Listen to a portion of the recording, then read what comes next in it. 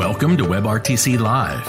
In WebRTC Live, we cover the latest technical topics and business use cases for WebRTC and live video. As always, this episode is brought to you by WebRTC.Ventures, leading integrators of WebRTC video into your custom application. Welcome back to WebRTC Live. I'm your host, Aaron Syme, founder and CEO of WebRTC.Ventures. WebRTC.Ventures is a custom design and development agency focused on building live video applications. We're here to help you take your application live. You can learn more about us at WebRTC.Ventures. Thanks for joining us live today on YouTube, LinkedIn, and Twitch, and welcome also to any of you watching a replay of today's event. For those of you with us live, you can ask questions throughout the stream by leaving a comment in whichever platform you're viewing this. And I'll make an apology in advance at the beginning of this stream that I am on the tail end of a chest cold. And so if you hear me chewing on cough drops or if I have to take a little coughing break, my apologies in advance, but we will continue to go. Thankfully, I won't have to do all of the talking today because we have an excellent guest. For today's episode, I'm joined again, welcoming back Ryan Jespersen, who will be discussing live streaming with WebRTC and what he calls the never-ending hack.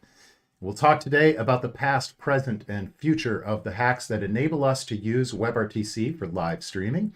Ryan's Director of Product Strategy at Dolby Millicast, where he works on live streaming at scale using WebRTC.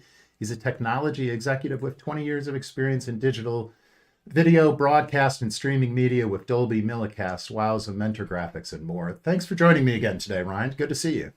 Yeah, good to see you, Aaron. It's been a while. It has been a while, but great to see you. I saw you at a NAB show earlier this year, and perhaps will again next year. We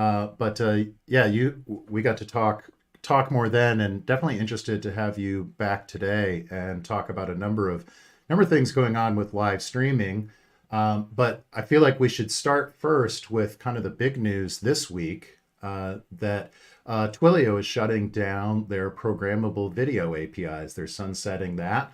For those who are not familiar, let's just give you a little bit of information about that first, and then I'll ask for your take on this, Ryan. So this week, CEO Jeff Lawson sent an email to Twilians, their employees, and we're quoting part of it here on our blog at WebRTC.Ventures, where in addition to unfortunately laying off 5% of their staff, third round of layoffs this year, they also slipped in an announcement about end of life for Twilio programmable video as a standalone product.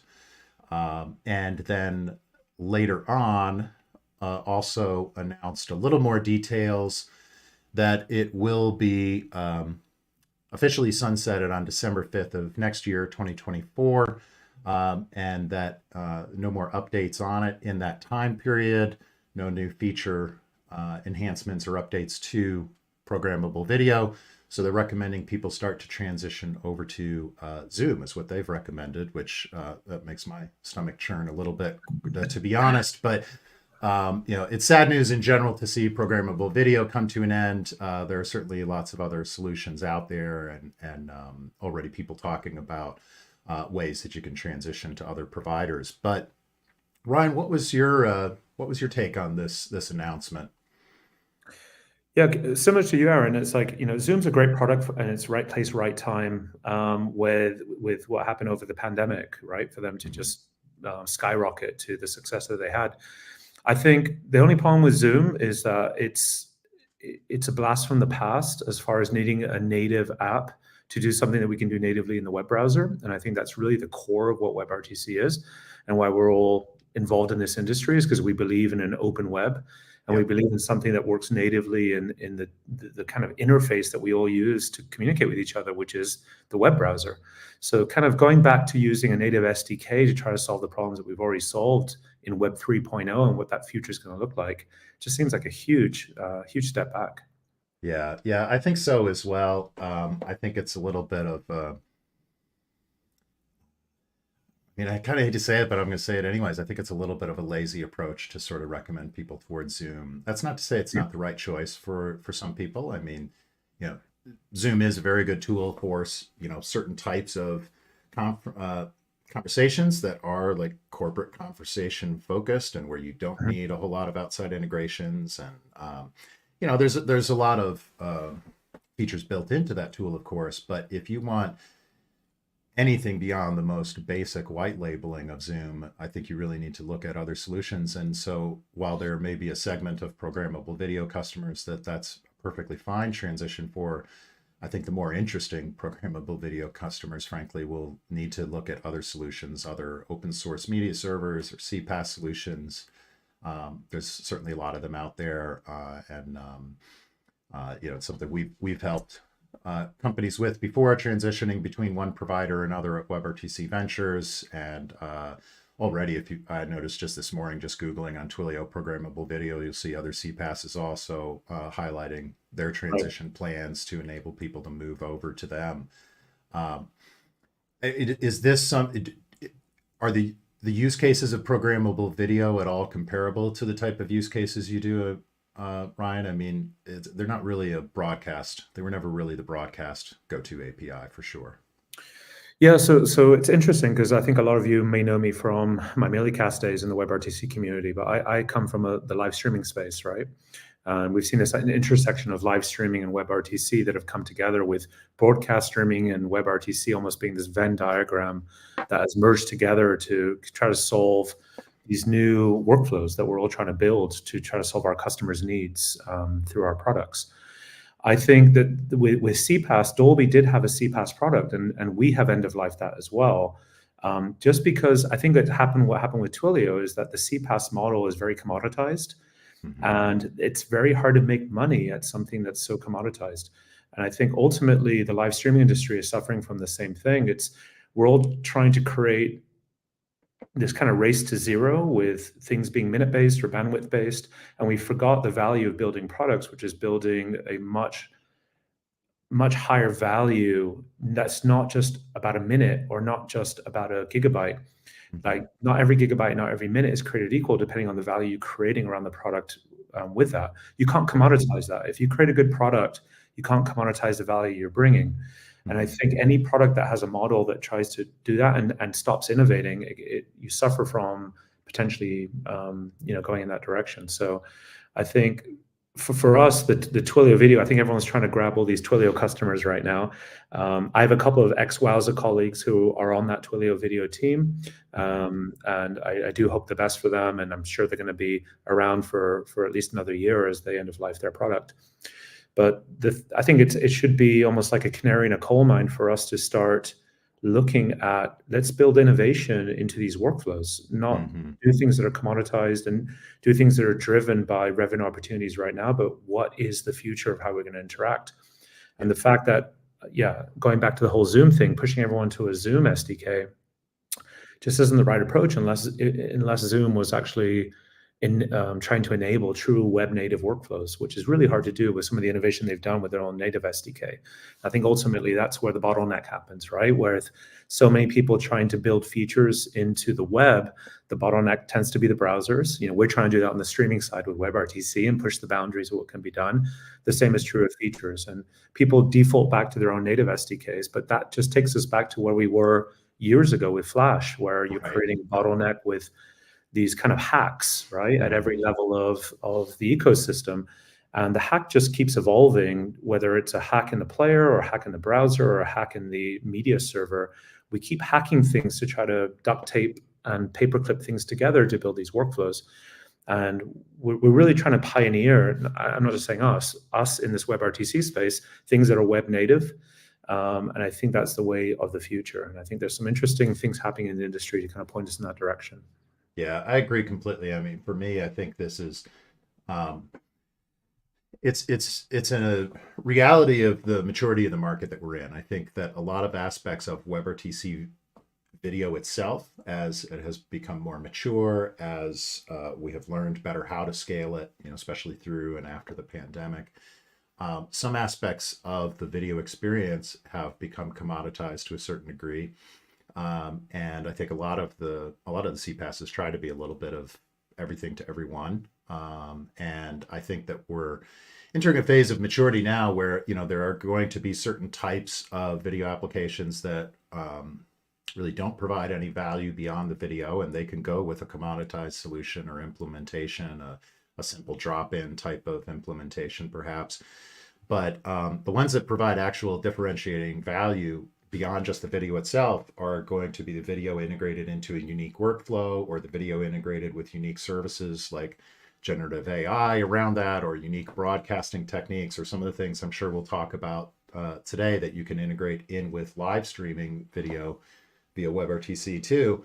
And I think this is where the real value is and should be, and we should focus on. And so if you're trying to build something that is really differentiating and creating business value these days, it's not going to be going with a commoditized API. When you have that kind of maturity and leveling out in the market to some degree, it's inevitable that you're going to see some providers either consolidate or go away, or just change their focus. And so in that sense, I'm not surprised to see some announcements like this, because I think that we probably have enough of general purpose CPaaSs out there, but there's opportunity for some to become really experts in certain use cases, which I think is what you've done at Dolby, right? Yeah, I think the part that really differentiated Millicast was we were trying to do something new with the tech stack that was there. I think what we were trying to do is do natively by, we were also very involved when we were Cosmos Software before we built the Millicast product in trying to make WebRTC a standard with IETF and W3C. And there was a lot of people involved in that. We're not going to take all the credit for that.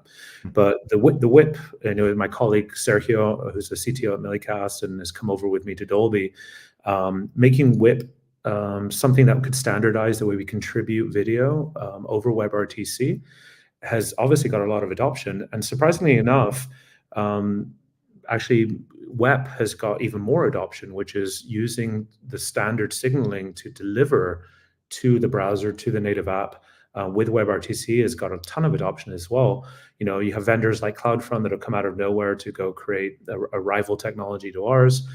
We have good friends of ours at Ivan in Sweden who have done a ton of consulting work with Cine Media and others, who kind of pioneered the WEP standard with WHPP. And then Sergio, we were working on a project with ByteDance and are still working on a project with ByteDance. And he co-authored the paper with one of his colleagues over at ByteDance for WEP. So these things all made WebRTC kind of evolve a little bit into a different ecosystem where it wasn't originally designed for. So that evolution, I think, is really exciting for a technology that we all have come to appreciate. I think we have a use case that's very specific. It's almost like linear streaming. So with linear streaming, it's, hey, you're encoding at one source and then you're streaming that to a huge audience, right? And that's what live streaming pretty much is. The part that, where Twilio video and Twilio and CPaaS systems are at, where Dolby's had a product here, is we were kind of acquired to kind of help them to have scale, but they've realized there's a bigger opportunity in the live streaming space with not something that's commoditized as it being latent, because you don't have real-time data you can act on, you don't have real-time experiences or interactivity, human interactivity you can act on. So having the WebRTC available as both an ingest and a distribution protocol is really critical to creating that level of interactivity where there isn't a lot of commoditization and there's a huge value in people who are trying to build any amount of apps, whether that's gaming with Unreal Engine and Unity game engines that are running in the cloud and you need people to interact, or it's, what's really US and Canada are crazy about right now, which is sports betting, which is becoming an enormous market and there's a ton of revenue attached to this, or live casino, or any kind of iGaming or dealer games or things like that. Ultimately, with the Twilio end of life with video, there's only a couple of use cases that really fit into the Millicast model where it's some to many or one to many. The actual many to many one is one where it's really, really hard to make money at that, because you're not talking about a ton of data and most people, or a ton of minutes. And a lot of people are creating business models around that. So that's the part that's going to be interesting to evolve. I think Zoom's done that just based on pure scale, not based on, pretty much anything else. Yeah. So you've mentioned a few terms like WHIP and WEP that I definitely want to, come back to for those of our viewers who are not familiar with them. Give us a quick, also for anyone who's not familiar with those, one-to-many and few-to-many type of use cases that you work with at Dolby. Tell us a little bit more about what Dolby does, the niche that you serve, and this expertise that you have around that scaling of WebRTC and broadcast. Yeah, and I like to talk. I don't want to make this a sales pitch at all, so I'm going to talk very generically about the work that we've done to contribute back to the WebRTC community. So WHEP, my colleague Sergio can take all the credit, and then our previous co-founder, Dr. Alex, who many of you know, and we should keep repeating his name because he was very influential in the WebRTC community, and he passed away, I think it's a good 3 years ago now. But WHEP just standardizes the way that you can send media in a broadcast environment or in a streaming environment. So think of OBS Studio. You have OBS, which is the world's most popular encoder because it's open source. We forked the OBS project and added WebRTC to it. And then now you've seen through the work of Sean Dubois, from Pion. He was at Twitch for a couple of years and really helped to influence bringing WHEP and WebRTC into the core OBS project. So it's worth pointing out that that's now available. And it's been available, I think, for about a couple months. You can now use WebRTC as a contribution protocol directly from OBS. And you can contribute into Twitch. So Twitch is a WHEP-compliant ingest media server, which is amazing, the influence that we've had to influence one of the biggest gaming and live streaming platforms in the world. So my thanks to Sean and the team over at Twitch for doing that, and the team at OBS Studio for pulling that in. And then similar with FFmpeg, GStreamer was one of the first media servers to kind of pull in WHEP and accept WHEP into the community. It took us a long time to actually get FFmpeg to... FFmpeg, for those of you who don't know, that in the media streaming space, it's the world's most popular transcoder and packager, pretty much, to be able to ingest and then restream content. Pretty much every product in the world, whether vMix or Wirecast, I think has their own stuff, but it all uses FFmpeg at its core. So with FFmpeg adding WebRTC support and WHEP support, it really promotes WHEP into that community. So that's been really powerful. So I think WHEP, most of the industry is pretty familiar. The WHEP side of it is really interesting because to make WebRTC a common standard and make it ubiquitous on the distribution side, you couldn't have different vendors trying to push their solution. We all need to play in the same sandbox. And that's what WHEP ended up doing, is that all these different contribution devices, all the different media servers were all trying to push their own signaling. And WHEP does the same thing on the distribution side. If you are someone like ByteDance who's growing exponentially and building all these RTC products, or you're someone like Tencent, who's also doing the same and building this huge ecosystem of real-time products on WebRTC, you can't just build an architecture and infrastructure that's global and is great in every single geography. Also, there's too much risk. If something happens in your architecture, you need a vendor to be there to actually support the distribution side of it. If we can create one standard for the playback side of it, just like Apple did with HLS, now every vendor is using Apple HLS in the traditional live streaming side, and you can use multiple CDNs, whether Akamai or Fastly or so on. The same is true of WHEP. You can use WHEP to now use Millicast, you can use CloudFront, you can use multiple vendors and then fall back in between them in the client side if you have issues with one particular architecture, whether it's your own or third-party vendors. Yeah, thank you very much for that overview of WHEP and WEP for listeners. I want to touch on the data channel next. So the data channel in WebRTC in general is still often an afterthought, I think, in a lot of applications. We talk primarily about the video and audio. But when you're doing live streaming and you have additional data that kind of goes out with that live stream, it can be really valuable, right? And so I think you all use that in some of your work, or talk a little bit about the role of the data channel in live streaming, if you would. Yeah, so this is really interesting because the traditional live streaming space completely hacked, going back to the word hack, everything that we do in web and everything that we pretty much do is all hack, right? They're all hacks. The WebRTC data channel, across all the hacks that we've done in live streaming, is probably the worst because you had all these vendors, StreamRoot, Peer5, Tel2, System 73. There's all these companies that were ignoring all the real value of WebRTC, in my opinion, which was the media transport layer. And they were just using WebRTC for data channel transmission of packets that were a different protocol with HLS or an HTTP streaming protocol. So that's the original use case of data channels, or of the WebRTC data channel for live streaming, which is kind of funny that that's going back a good 7-8 years now that became around. And when I was at Wowza, this became very ubiquitous. And what did that help with? What it helped CDN, most CDNs bought these companies. So Lumen, I think before they were level 3, bought StreamRoot. Microsoft has just bought Pier 5, just like I think last year or the year before. Haivision, another company in the streaming space, bought the Tel2 company. So this all became really popular. And if you go way, way, way back, there was a company called Akamai is an enormous CDN. I think we all know them. But they bought a company called OctoShape that kind of was the first to do this, but they did it over proprietary WebSocket, not over the WebRTC data channel, because it was even previous to WebRTC. And what's interesting about this is they're doing this as a way to help with quality of experience, quality of service, and so on. I'm not going to spend a lot of time talking about this because this technology for me is outdated. But it explained the value of what data channel can do. It can give you real-time information about everyone who's connected to a live stream. And they were doing it to share packets to alleviate the load on the CDN and save money, also create better experiences and so on. And you can do that when you have extremely latent workflows. But really where the value is the data of the user experience. Are they, presence monitoring? What is a user willing to give as far as their data inside of a live streaming experience that we could monetize through custom ad serving and so on. In the live streaming space over the last 2 or 3 years, the one thing that I absolutely hate is the live streaming industry is pushing something called FAST, which is free ad assisted TV or whatever it stands for. It's the most uninnovative use of extremely innovative technology that I think I've seen in my experience in the world.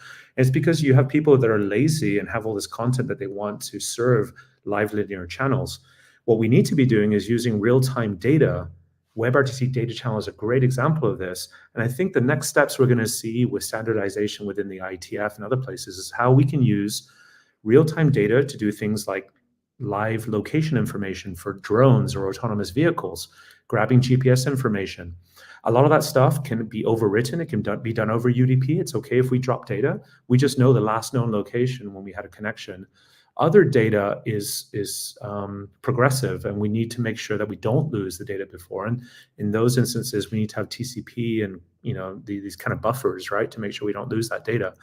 So, is it live captioning? Is it ads? Is it, I'm thinking very much in a live streaming workflow, but I haven't seen a lot of movement in the industry over data channels. And Aaron, you probably know more about me about things that you've done in your custom integrations around data channel. But I can think there's a lot of feature parity that we're trying to do with WebRTC from the distribution side specifically that matches with what's available with Apple HLS or MPEG-Dash.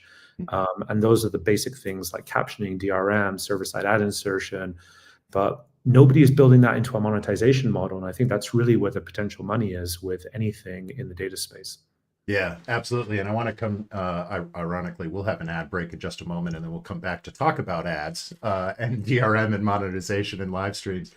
But yeah, one quick question for you on the data stream side and things like, you mentioned like GPS with a drone. Yeah, you could lose some of the information and just know the latest bit.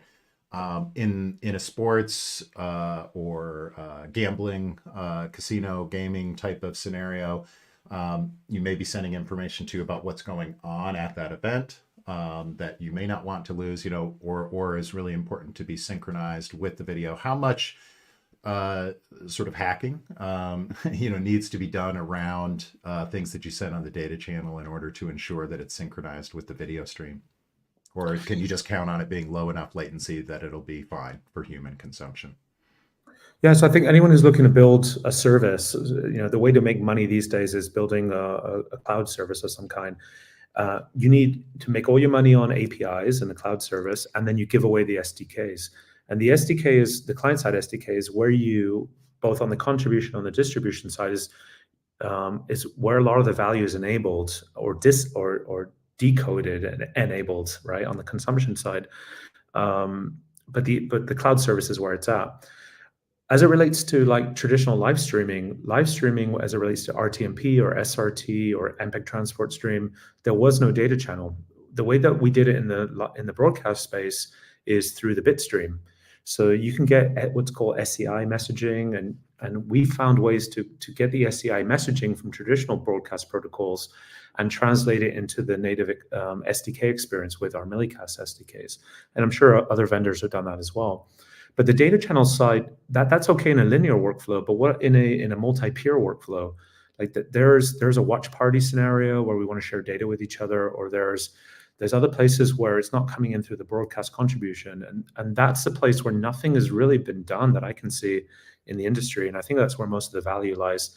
I also go back to game engines. Like if we can track XYZ coordinates as we walk through a digital twin, we've created plugins for Unreal Engine and for Unity Game Engine, and they've yet to really take off. I think I blame Facebook for that with their metaverse. Like they've polluted an amazing technology and are just trying to ram it down everyone's throat on the marketing side. But there's just some amazing use cases for creating digital twins of gaming, using game engines and using live motion capture data. ESPN's done some really cool things as it relates to the NHL and Big City Greens. They just did one with Toy Story because they own obviously they're all owned by Disney. So they get Toy Story and they get live NFL data, and they're all doing this in the game engine. But currently they're doing a linear stream to Disney Plus and to other places. What about creating a unique avatar experience where you can choose your own adventure? And in that instance, you could grab that live data, that live real-time data through the data channel and provide that through these game engine plugins potentially and create some really interesting experiences. And they're trying to create the next generation of fans with sports. So we're not talking here about betting and gambling because that's very unethical to do that to but we are talking about reaching the next generation where they're at is the Roblox generation. Right. That have grown up with these game engines, and there's some really cool things where WebRTC could really be leveraged to do this with a data channel in concert with the pixel streaming integration with Unreal Engine and what we've done and other vendors have done with different plugins. So I think that's extremely exciting. Yeah, I think there's a lot of interesting work to be done in that space too. All right, let's take a quick pause for an ad break here. For those of you watching us live, this is a great opportunity for you to put a question in whatever platform you're viewing this for Ryan, and we will come back after the ad break and talk more about ads and DRM and get to your questions in live broadcasting with Ryan Jespersen from Dolby. So stay tuned. Building custom WebRTC video applications is hard, but your go live doesn't have to be stressful. We thought we were ready to launch our video application, but we discovered it's a lot harder than we thought. Live video applications are not like building other web or mobile apps. Our team worked hard out there today, but we just didn't have all the right pieces. I'll tell you what we should have done. We should have brought in the live video experts from WebRTC.Ventures. If you're building a live video application, then trust the experts at WebRTC.Ventures to help you design, build, test, deploy, and manage your custom-built application, or integrate live video into your existing application. Contact us today at WebRTC.Ventures. All right, we're back on WebRTC Live with Ryan Jespersen from Dolby. Ryan, let's talk a little bit about digital rights management and ad insertion, or which way you want to go first. And if there's anything you want to share about this too on screen, we can certainly do that. So, absolutely. I think that the interesting thing before we dive into like DRM and ad insertion, these are very traditional features in the live streaming space. I think the biggest thing that we have worked on and the industry has worked on is trying to bring additional features to the real-time experience. So, we all know this in WebRTC, we're working over UDP. There is no cache, right? You get real-time packets that are delivered to you, and there is no local cache. So you can't live rewind, as one example. So we have had this feature request where we have, customers in the sport betting space who want to deliver real-time, but they want to be able to have a live rewind because people are having their linear NFL experience or their Major League Baseball experience using WebRTC as a default protocol, but they want to be able to live rewind and have all the features of traditional live. So there was a project that was done that was started by the Dash-IF working group, where MPEG-Dash and Apple-HLS are the two primary protocols in HTTP streaming. And in the same client experience, we can be able to get real-time WEP or WebRTC, and we can live rewind and go back to Dash or go back to Apple-HLS. And if we can, kind of hack Apple-HLS and Dash are hacks in themselves, but if we can hack them even further, we can actually start doing micro chunks of chunks, which is now called CMAF. And what this allows you to do is, and this is going back to trying to be honest to the title of this, is the NeverEnding hack, is the reason Apple-HLS was developed was for the iPhone. And when the iPhone came out, 12, 15 years ago now, I lose track of time, I'm getting old, but it was such an innovative way to use existing CDN architectures to deliver. And it all started with one very simple decision: is we don't want to support the Flash player. And we don't want to support a stateful environment and also a player that has security vulnerabilities, which is what that third-party plugin had, right, with Flash, or the Real Media or Silverlight with Microsoft, which was garbage. Well, I haven't even heard of that one in a while. I just had a tremor. Nobody ever did. By the time Microsoft decided they want to get into space, this Flash was being deprecated. Like that was Silverlight's influence. But I came from that world, so I know all of those. But what was interesting about that is that it made live streaming ubiquitous. It made it so available on so many devices, and nobody would have known that mobile would have become as big as it did. I don't care who you were. Mm-hmm. The fact that the iPhone revolutionized the way we consume content, and we all do it primarily now on our mobile devices, right? Because of the mobility and the direct-to-consumer model that it enables. But the part that makes this all interesting is that Apple-HLS allowed you to use traditional HTTP CDN architectures.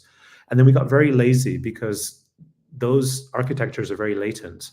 And it got rid of the kind of stateful architecture that RTMP or RTSP or Windows Media Server had, where you had a direct connection from a media server we've gone back to that now with WebRTC, is you have a stateful media connection between the peers, the peer being the media server and the user. It's not the stateless file that is an HTTP packet. So with CMAF is now taking it a step further, where instead of delivering a 2-second chunk, and you need these 3 chunks to be loaded inside the player, the client-side player, you're now grabbing little micro chunks, and then you're caching it in a much lower way. And you have vendors like Theo has done some great job with some great work with the HESP protocol, but it's a proprietary protocol. You've seen this with CMAF. Mux has tried to launch this and not done a great job of actually making it. You know why? Because it's all built on TCP. So if there's any part of the architecture from the CDN to the playback client that has any kind of a buffer need, you're trying to eliminate the buffer. So it's going to create these poor experiences, especially with very, very large audiences. And at these points, UDP kind of works better for this. Like, it's okay to drop packets when you'd rather have real-time content or something close to live. And I have actually tried to recoin the phrase live streaming, and my product manager, Dan's going to kill me for this, but he doesn't agree with me. But live streaming isn't live streaming. Like, as people are consuming live, it's latent streaming, and live streaming we need to take back. And WebRTC enables the promise of live streaming that was originally coined by Real Player and Flash Media Server. Anyway, I digress. I'm getting on a. No, it's a good soapbox, because certainly live stream, and then people talk real-time live streaming. There are a lot of different layers of live, shall we say. But the cool part, Aaron, let me finish my thought. I just kind of came back after getting on my soapbox. Is the cool thing is that we have these traditional vendors that are now actually accepting WebRTC, and I think most people on this call are probably WebRTC folk. So Bitmovin, we did a project with Bitmovin earlier this year that they've always done a great job of playing agnostically with different technologies and vendors. They did a WEP integration with the Bitmovin player, which is one of the most deployed players in the world. Wowza, my previous employer, also bought a company called Flow Player, and Flow Player has also done a WEP and WebRTC integration, and Wowza has its own WebRTC distribution CDN. So yeah, and then Cinemedia has done an integration. And then we did a WEP plugin that's open source, that's available for Video.js. Video.js is the world's most popular, arguably the most popular traditional streaming player. So by having a WEP plugin, you can now implement WEP CDNs like Millicast and others into those use cases. So enabling this live cache where you can go live rewind is only one of the features. The other feature parity that we're looking for is what you kind of led me into after the break, which is how can we add digital rights management if someone like DraftKings or FanDuel is trying to license content from Major League Baseball to sell to their audience and create betting applications around. How can you honor the DRM contract that you need to be able to license that content originally from a licensee, right, or a license holder, or a content owner like at Major League Baseball, NFL, or the Champions League or Premier League? So how we do that in DRM is extremely critical, and that in the live streaming space has been around for a very long time. The nice thing about DRM is the model is not too dissimilar from the way we do things in WebRTC, which is having a media server at the center of it. The difference is that most of the SFU architecture that we have in WebRTC doesn't lend itself well to the MCU architecture of live streaming, where we can actually reprocess content. Most SFUs are just dumb pipes, right? Here, we're going to send you the data as much as possible. We actually need to manipulate the data, or at least manipulate the bit stream, to add this encryption in and add this DRM key information in, so that we can make sure that from the media server to the player, we honor the DRM pipeline to protect content. So that's happening. There's a couple of vendors, traditional vendors in the space. Cast Labs is one, and Easy DRM is another, and they're both offering WebRTC compliant. And we're in the process of adding those vendors ourselves. Server-side ad insertion is a very different one. So client-side. Before you go to that, let's talk just a moment more on DRM, because like you mentioned Cast Labs, and I remember seeing them at the NAB show in Vegas earlier this year. And one of the things I thought was interesting about a demo they showed me of the WebRTC-based DRM, or WebRTC compliant DRM there, was in talking about, they opened my mind a little bit on the use cases you could use that for, that it's not just about, like, say Hollywood content, streaming a movie or streaming, the World Cup or something like that. But we talked about other use cases where you might want that type of encryption and protection as well, in maybe just for like extra privacy around, say, like a healthcare type of conversation. But in an ed tech conversation, they gave me an interesting example of, I'm teaching an online course, subscribers only. What's to prevent one of my subscribers from doing a screen grab on that and then reselling that course, as their own in some other platform, right? But putting in DRM into that sort of a scenario could prevent that screen capture and help protect my content as an educator as well. Yeah. So I thought that was interesting, because I had traditionally just thought of DRM primarily as a Netflix type of thing, right? But has applications beyond that as well. So it's an interesting thing to consider. Yeah, truthfully, I hadn't thought about that either. I think a lot of us are concerned now about like one of the real benefits of WebRTC is end-to-end encryption. This is a big reason we're trying to push WHEP to WEP, because it gives you a pipeline from source to playback that doesn't have to change protocols. The minute you change protocols, I don't care what anybody tells you, you're breaking the encryption cycle. So, and even if a media server unencrypts, it unencrypts at a media server, and it's a black box within a vendor that a lot of people have a problem with. Now, encryption and security and privacy are different from protecting someone to steal your content. Those are different things. And it's important to know the difference between that. And sometimes the industry gets confused as to these different places. So DRM, at the end of the day, it's very important. How can you do this? Because if you're smart enough, and I think most people on this call are geeks, I think we're all geeks in our own way, you can usually get around a lot of DRMs. But people who have implemented good DRMs, the minute the actual video gets decoded on the client-side device for playback, the DRM kicks in and blocks it if anything other than, so it can block it in a way that even geeks can't block. I'm not a DRM expert, so that might have all been conjecture, but yeah, I think it's important that we have it in the industry if we're trying to push WebRTC into streaming, Yeah, completely agreed. All right, let's talk a little bit as we get into our closing minutes here. I want to make sure that we definitely talk about server-side ad insertion, because I'm curious to learn more from you about that, how that's being used today, and maybe where it's headed. Yeah, so I mean, the big thing here is, I would go back even 5 years that server-side ad insertion was zero adoption in the traditional live streaming space, because it's so much easier to do it client side. So client side in like an Apple HLS stream, you send it to a server like Wowza. Wowza will take in MPEG transport stream or RTMP or SRT. They like in RTMP, you'll have these markers that coming from the flash days, and they'll tell you when you have to put an ad in. Well, what we could do is we could actually put that into the transmux that was sent into the Apple HLS stream. And there's this thing called an ID3 tag in Apple HLS that would trigger the player to pull in the ad from the client all the way to the cloud, right? Through all these different client-side vendors or all these ad insertion vendors. The problem is that these days browsers are blocking that. They're blocking it for a variety of reasons. A big part of it's security, but people are tired of having ads served to them when they don't want them. We've all seen these experiences. So the way to get around that is by making sure that the video that comes to you looks like the same video without any interruption. So the way you do that is you still honor the contribution markers that are delivered to you from a broadcaster or a broadcast studio center or whatever. And when it hits the actual cloud media server, the origin server that processes this, it grabs the ad, inserts it at the media side, and the stream that you're getting is a linear stream where the client can't know whether it's the original broadcast or an ad that's been inserted. Right. So what are we dealing with here? Well, what's happening is that a larger audience is getting the same ad. You're not getting ads that have any value to you as a user because you don't have user data to drive an ad that actually might be of value to you. I think I'm going to get on a soapbox here for another second, which is the ad insertion model in live streaming is broken. Most people are delivering ads based on who's willing to pay the most, not how relevant it is to actually someone who wants this.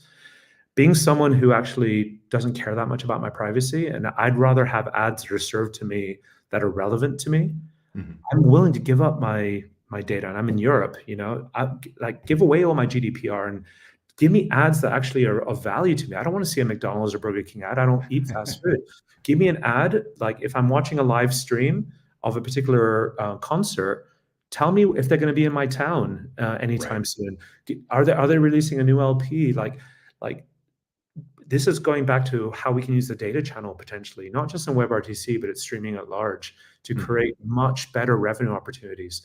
We've been working with a company called Play Anywhere that actually came out of Warner Media, out of an incubator, and they've been spun off.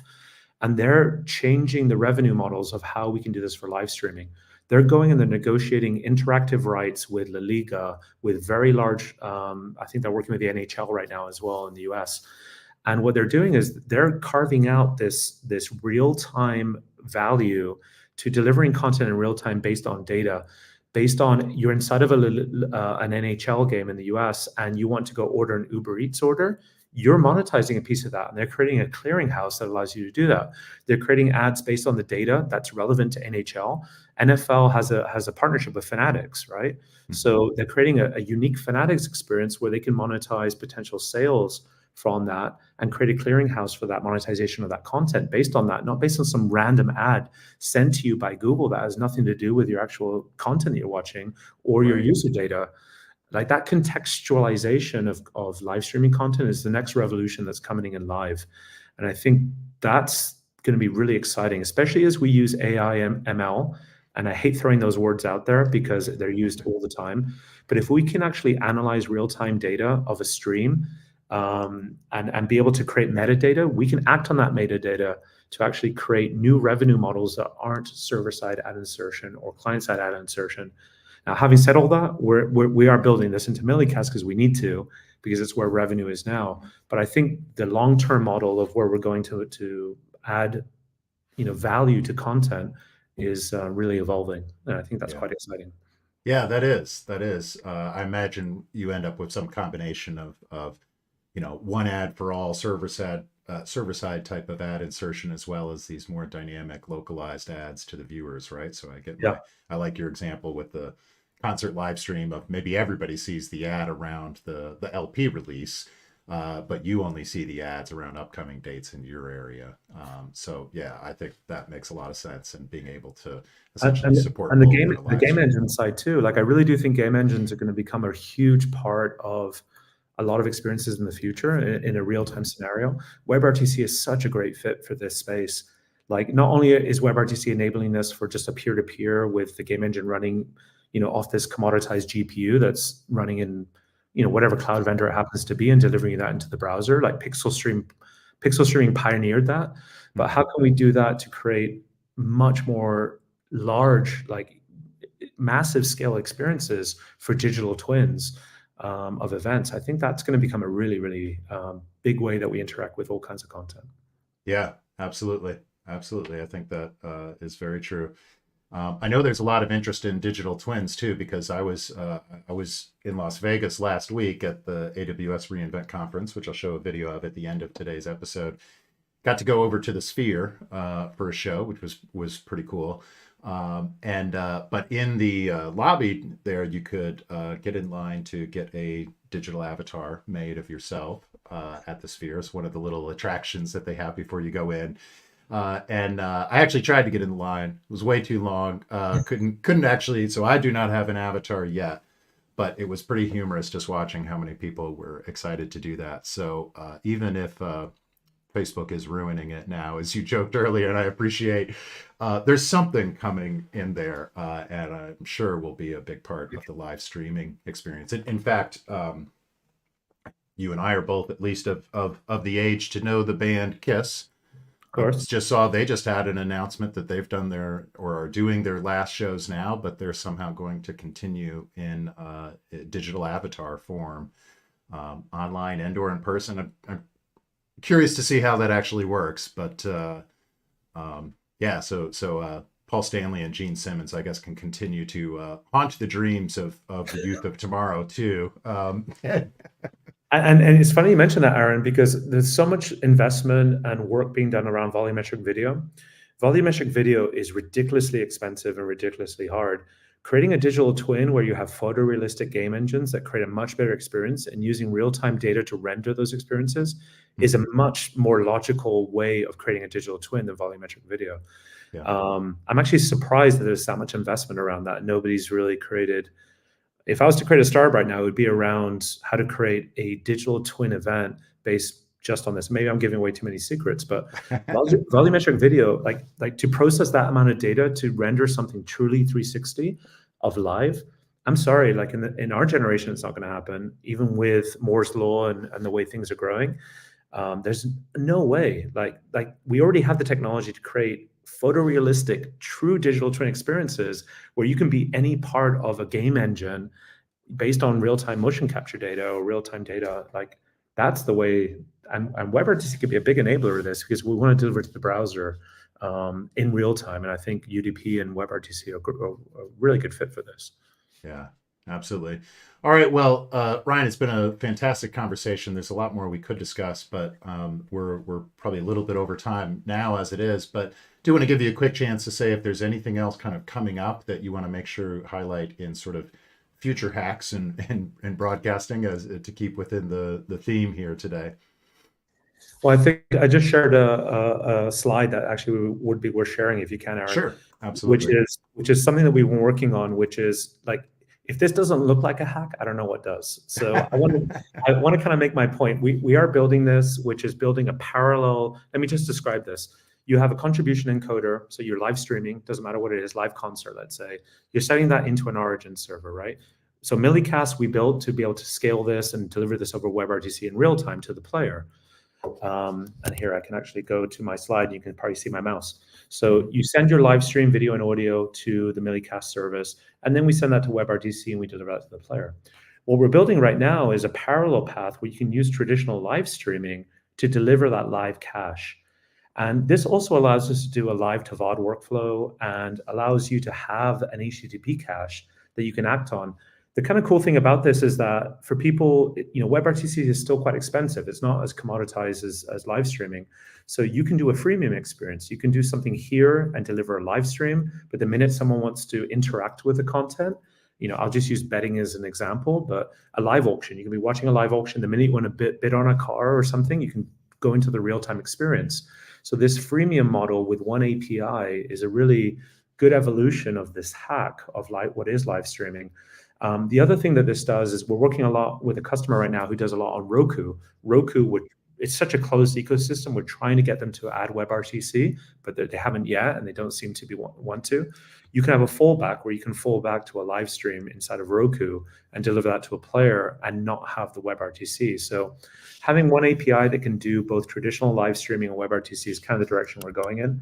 But we're looking to do this with partners too. We've done this with BitMoveIn. Wows has implemented this as well with FlowPlayer, and I think a lot of other vendors are going to build this as well. But this is just good, just adding more and more complexity to this never-ending hack that is live streaming. And the one quick thing I will mention too that we're not involved with right now, but is media over quick. So I was at Demuxed in October in San Francisco. It's a very common live streaming or very well-known live streaming event put on by the Mux guys.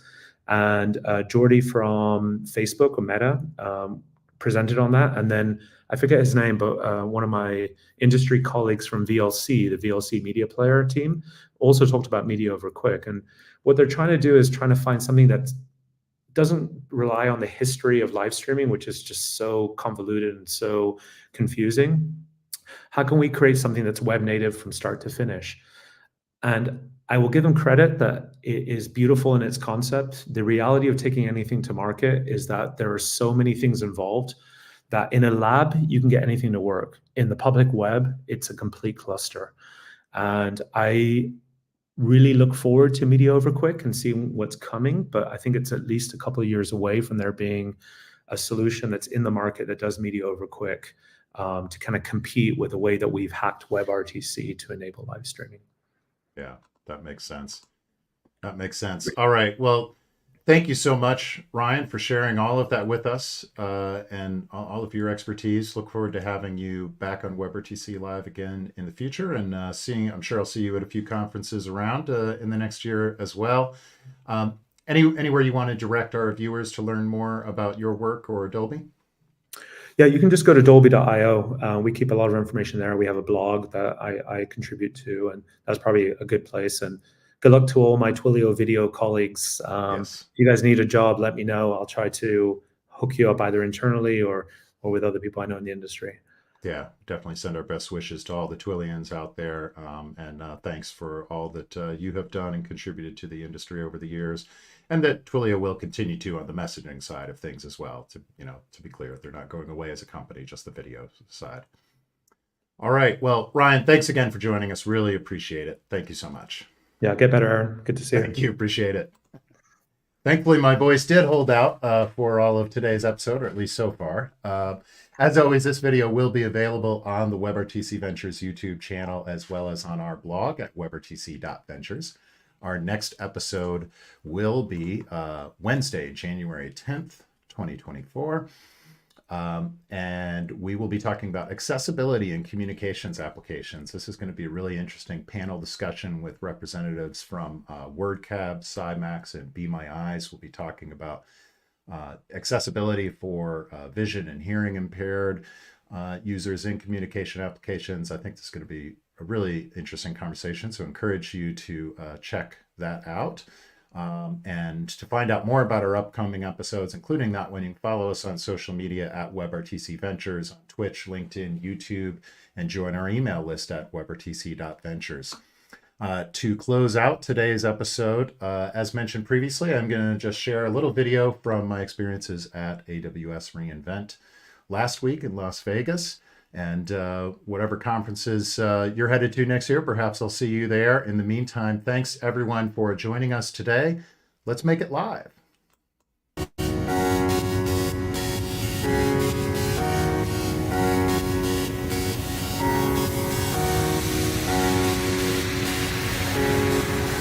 Hey, I'm Aaron Syme, founder and CEO at WebRTC.Ventures here at AWS reInvent 2023. As always, AWS is a pretty overwhelming conference, huge conference. But having lots of great meetings and conversations here, though. So in addition to the conference, I also got to check out the Sphere while I was here this time. Saw the postcards from Earth, which was really, really cool to see. Highly recommend checking out really any concert or program that you can see at the Sphere. It's a super cool place.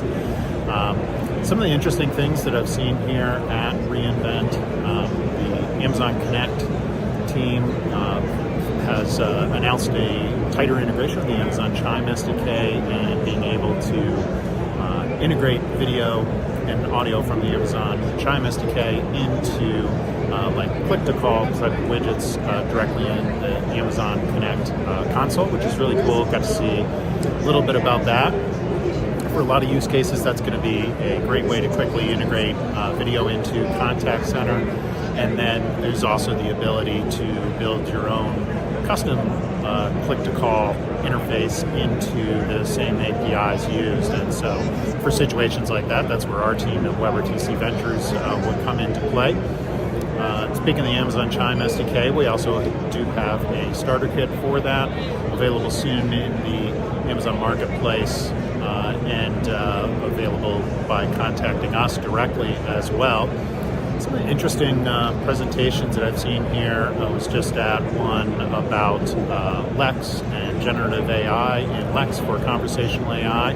Really interesting. They talked about, it's a common theme here for sure, generative AI, Amazon Q being able to be integrated into things like Code Whisperer, as well as really covering the whole life cycle, right? So you can use generative AI to help you build AWS products, as well as helping the end users of them. So like in a Amazon Connect type of scenario, you could use generative AI to help provide better agent assist to agents.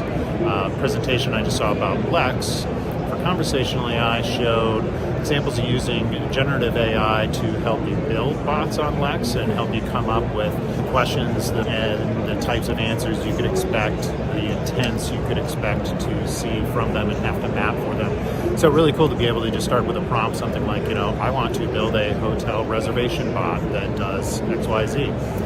And it pre-populates a lot of that for you. So that's really a powerful example of generative AI being able to help you build something faster, but then also on the actual bot side showed some cool examples of AI to enhance the conversational AI capabilities. It can understand more nuanced expressions from a customer. For example, it talked about being able to say, well, my spouse and I and our kids will be there staying at this hotel for next Monday night. And because of the enhanced capabilities of generative AI, the bot automatically understands, okay, next Monday night is this date, based on the date that you're asking me that. And when you say your spouse and 2 kids, that means there's 4 of you total on this reservation. So being able to handle things, more complex conversational interactions is being enabled by generative AI on the end user side too. So that's definitely a theme of reInvent, is how generative AI can be used to enhance all aspects of the interaction, from building your service on AWS to how your users actually interact with it.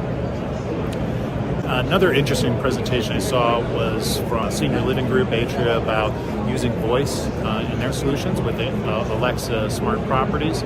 And it's always interesting to see how voice is used in healthcare and being able to provide better patient care. In this case, with senior living, also being able to provide just better interactions with the seniors. Certainly, loneliness is a big deal. Also, staff shortage is a big deal in that, in healthcare in general, but in senior living centers in particular. So being able to better answer your residents in your senior community with their questions about what's on the menu for tonight.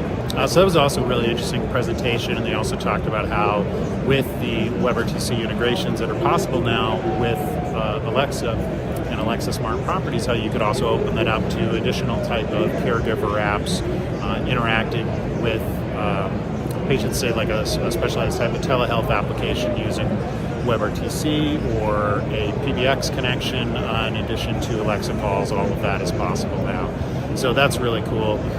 you're interested about anything that's going on at reInvent and the use of generative AI, conversational AI in communications applications, that's really where our expertise is at WebRTC.Ventures. So we are your integration experts for building in video, voice, messaging, and AI into your communication applications, whether that is a fully custom telehealth solution, a click-to-call application using Amazon Connect and the Amazon Chime SDK, or all kinds of other solutions. You can learn more about us, get more information, and contact us for a quote at WebRTC.Ventures.